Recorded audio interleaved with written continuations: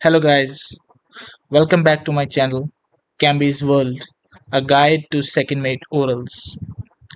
Why Rule 2 is one of the most important rule in ColRegs.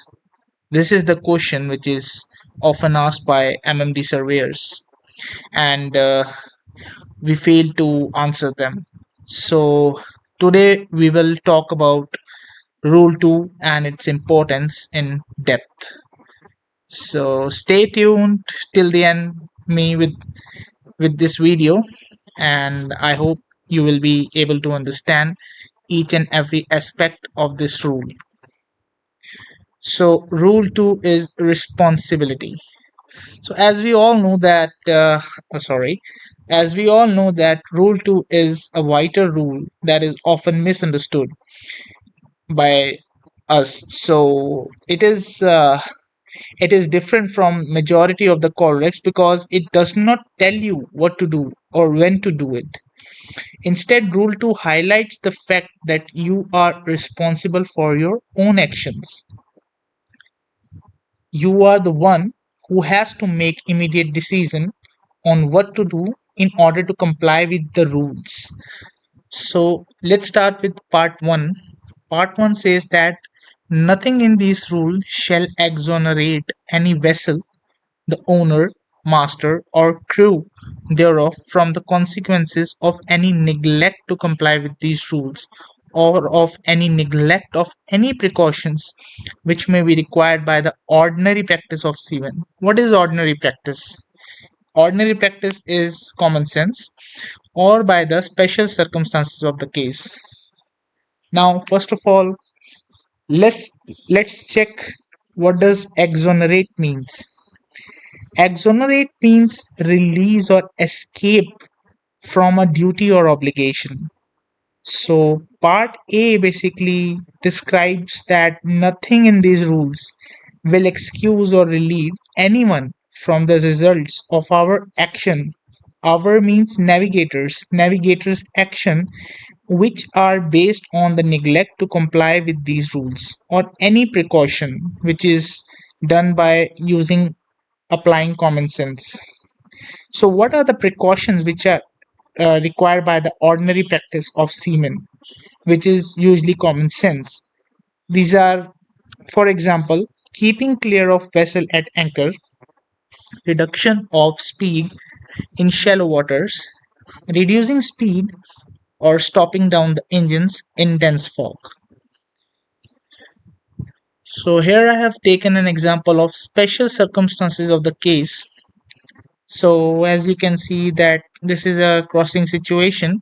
Sorry, this is head-on situation, and we have a vessel, target vessel ahead of us, and on our starboard side, it's a shallow area.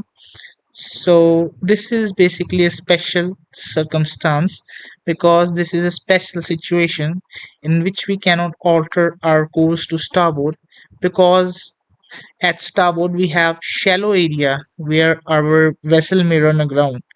So for this case, we are going to alter our course to port, a wide alteration of our course to port to keep clear. So as per rule 14, it is both vessel responsibility to alter course to starboard. But here, as per rule 2, as we are complying with the rule 2, we will not alter our course to starboard since it's a special circumstance. I hope this example is understood by you all. Now let's proceed forward.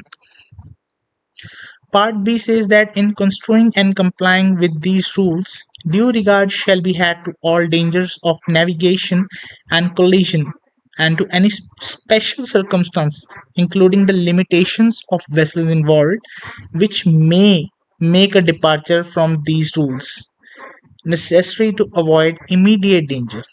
Now, first of all, we need to know what does construing and complying means. Construing means understanding or interpreting the rules. Interpreting the rules, and complying means when we are in agreement with the rules. So this part basically allows us to depart from the rules to avoid any immediate danger, to keep out of danger if it is the only way left. We can depart from the rules and take action to avoid immediate danger, to avoid collision if it is the only option left, and by doing so, our actions are justifiable. That means when we are taking action, when there are any special circumstances or any limitations of the vessels involved, so in that case we may make departure from these rules. Just focus on the word may. This does not means that you always have to make a departure from the rules, but if you're making departure from the rules, your actions should be justifiable.